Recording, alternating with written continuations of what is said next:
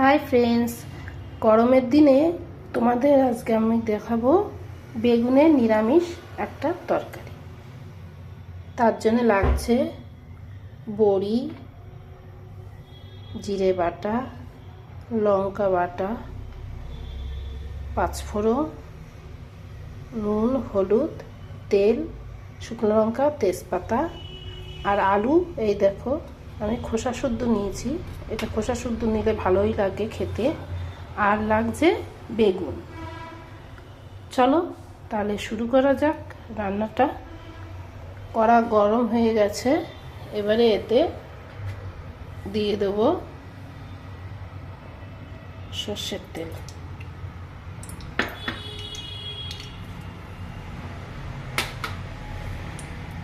তেলটা একটু গরম হয়ে গেলে এবারে দেব বড়ি। এই বড়ি আমার হাতে করা বাড়ির বড়ি, আর আমি বড়ি ভীষণ ভালোবাসি, বিউলি ডালের বড়ি, সেই জন্য আমি একটু বেশিই নিয়েছি। নিরামিষের দিনে কম তেল মশলায় এই রান্না খেতে খুবই সুন্দর লাগবে। আপনারা এইভাবে করে দেখবেন, খুবই ভালো লাগবে।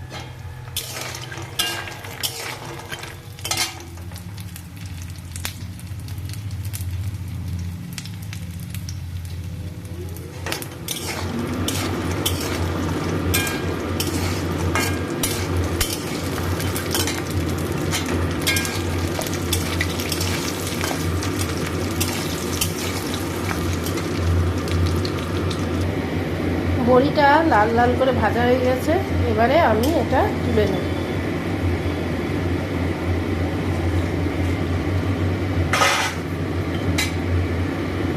এবারে আমি আলুগুলোকে ভেজে নেব, ওই তেলেই লাল লাল করে ভেজে নেব।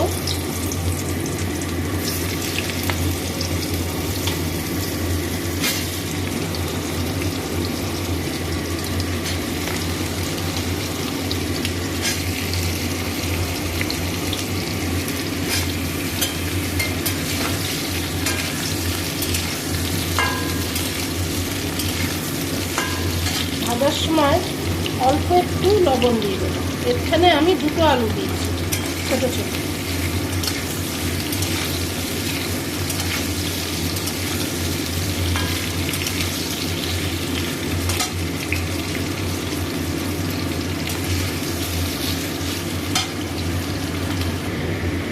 বাজারে না এইরকম খোসা শুদ্ধ আলু, যেগুলো রং মাখানা, রং দেওয়া না, সেই আলুগুলো আমি নিয়ে এসেছি, ওই জন্যে আমি খোসা শুদ্ধ দিয়েছি।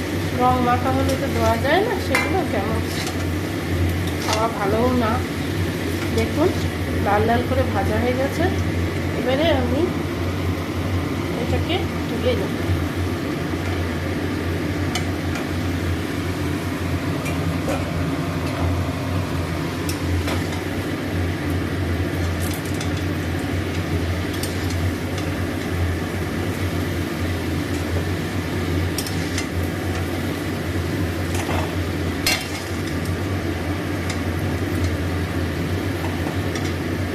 এই দেখুন, এতে হাফ কলা মতো তেল আছে।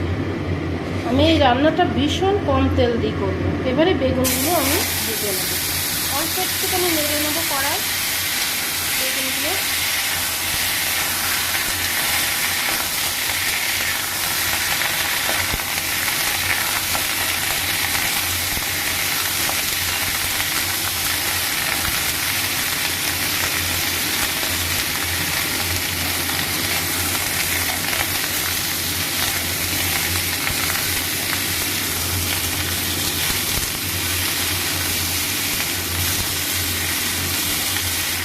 বেশি নাড়ার দরকার নেই, 1 মিনিট মতো নাড়লেই হয়ে যাবে, 1-2 মিনিট মতো। কারণ এটা আমি বেশি ভাজবো না, কাঁচাও দেওয়া যায়। তো আমি একটুখানি কড়াই নেড়ে নিচ্ছি। আমি এই রান্নাটা 1 পাকে করবো না, 2 পাকে করবো, কারণ আমার নিরামিষ রান্না 2 পাকে করাটাই আমার টেস্টি লাগে।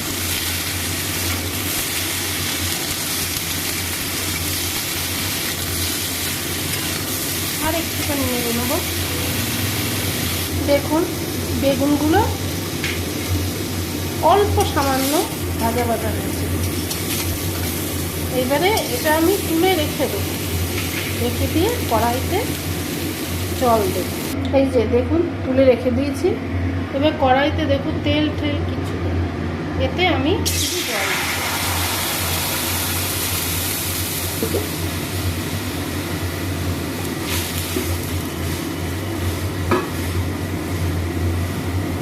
জলটা ফুটে উঠলে এতে দেব হলুদ আর লবণ। একটু গরম হয়ে গেছে,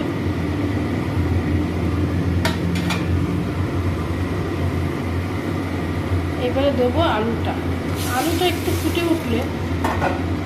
উঠবে, তারপরে আমি বেগুনটা দেবো, কারণ আলুটা সিদ্ধ হতে তো একটু দেরি হয়, আর বেগুনটা তো অত টাইম নেবে না, তাড়াতাড়ি সিদ্ধ হয়ে যাবে। এটাকে এবারে আমি ঢাকা দিয়ে দেবো। এবারে আমি ঢাকাটা খুলবো। এই দেখুন ফুটে উঠেছে, দেখতে বেশি হলুদ লাগছে কিন্তু এটা ঠিক হয়ে যাবে। এবারে বেগুনগুলো দিয়ে দেবো,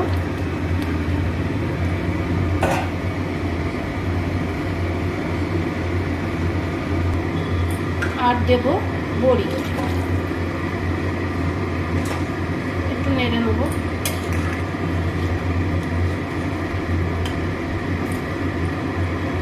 আর এখানে দেব একটু লঙ্কা বাটা, আমি বেটেই দিই, আমি চিড়িয়ে দেই না, বেটে দেওয়াটাই আমার ভালো লাগে।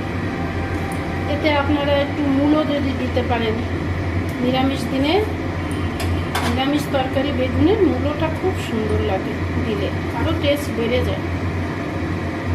এবারে আমি এটা ঢেকে দেব।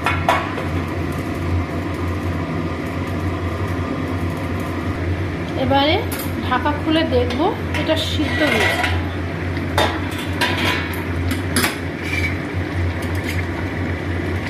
দেখুন বেগুন সিদ্ধ হয়ে গেছে, অল্প একটু শক্ত আছে, আমি যে সাতলাবো তো আবার, তখন পুরো সিদ্ধ হয়ে যাবে। আলু সিদ্ধ হয়ে গেছে। এবারে এটাকে আমি গ্যাসের জল কম করে দিয়ে এটা আমি নামিয়ে নেব।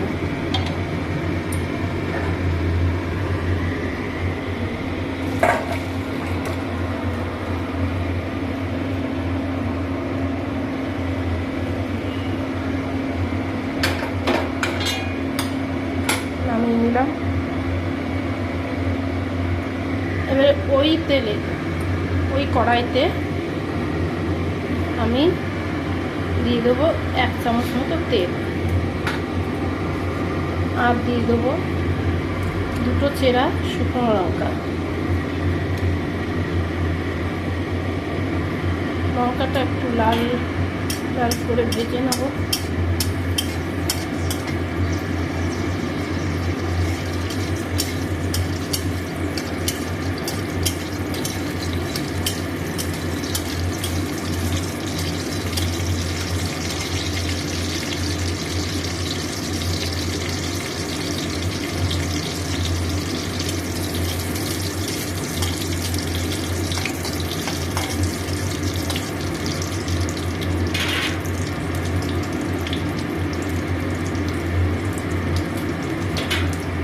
লঙ্কাটা লাল হয়ে গেছে ভাজা।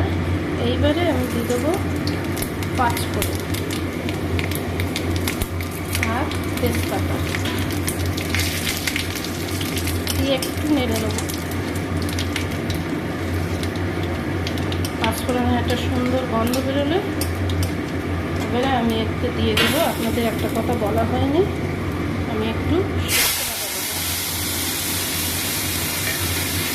এই 2 চামচ মতো সরষে বাটা দিয়ে একটু নেড়ে নেব।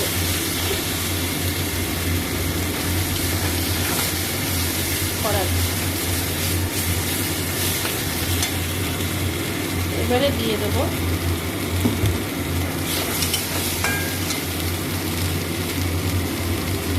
একটু সিদ্ধ করে রাখা বেগুনের তরকারি। দেখুন হাতে করা বড়ি কত বড় বড় হয়ে গেছে। এটা একটু ফুটে উঠলে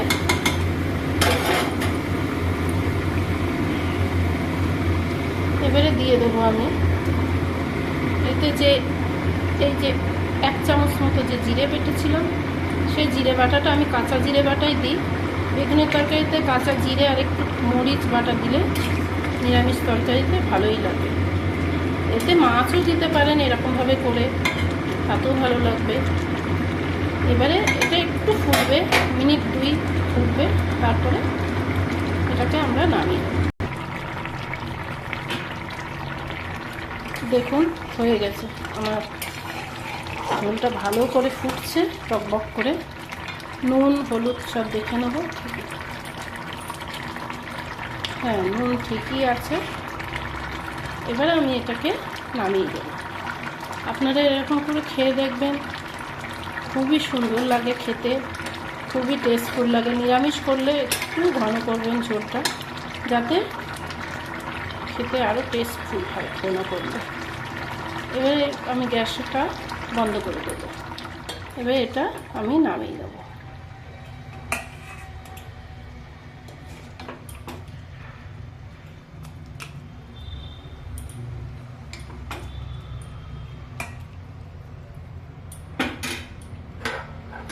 আমি এটাকে নামিয়ে নেব।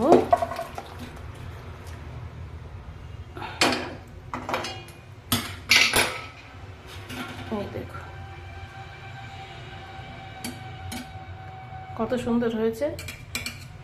এই যে বেগুনগুলো আস্তে আস্তে আছে, কিন্তু গলে যায়নি, ঘেটে যায়নি, এটা সিদ্ধ হয়ে গেছে। বড়িগুলো দেখুন কত বড় বড় হয়েছে বড়িগুলো। আপনারা অবশ্যই এরকম করে রান্না করে দেখবেন, রান্না করে খেয়ে দেখবেন, ভালো লাগবে। যদি আমার এই রান্নাটা আপনাদের পছন্দ হয়, ভালো লাগে, তাহলে অবশ্যই চ্যানেলটাকে সাবস্ক্রাইব করে শেয়ার করে দেবেন। থ্যাংক ইউ, ধন্যবাদ।